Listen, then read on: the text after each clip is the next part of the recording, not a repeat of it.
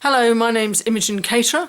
I did AAT, some level 2 and then level 3 and 4, and I'm even a member of the AAT, and I've worked in several accountancy offices, so I've got a wide range of experience of what they can be like.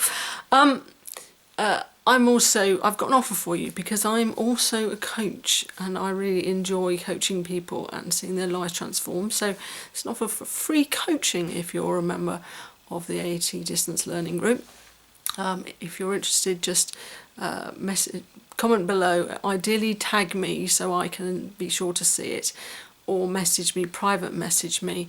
If I don't get back to you in a few days, then do message again. I may be away, doing something, but sometimes that means that I just haven't got the message for one reason or another.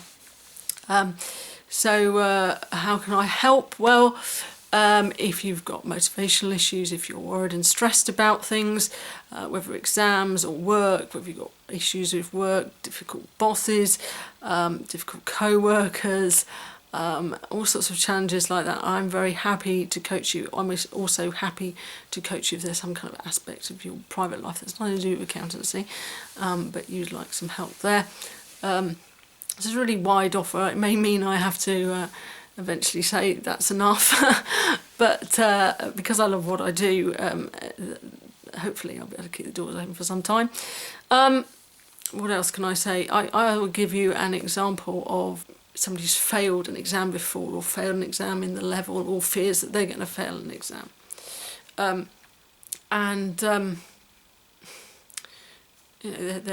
panicking to a degree, or what's in the group, and people are trying to help them. Let me suggest this to you. When you walk into an exam, an AAT exam, if they marked you immediately, you'd score 0. And the pass mark currently is 70%.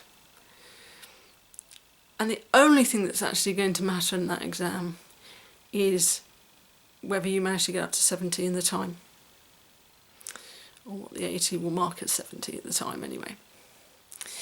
And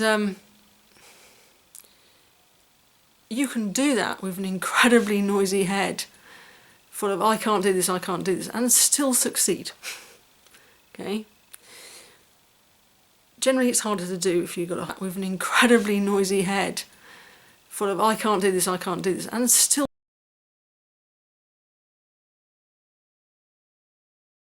do if you've got a head full of stuff. It's not going to assist you particularly if you go in there and say to yourself the whole time, I'm not reaching that mark, I'm not going to reach that mark, I'm not going to reach that mark.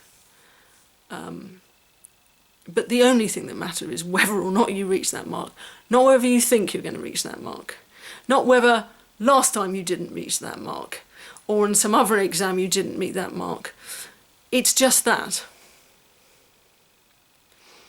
And I could talk about aspects of how to cope with a previous fails at the earlier stage, but just when you're going into the exam, and in those last few moments running up where you can revise or you can worry, you have a choice, or you can step back, as some people do, and they're right to, some of them, to just sit back and kind of meditate and chill out for a bit, and then use their brain work inside.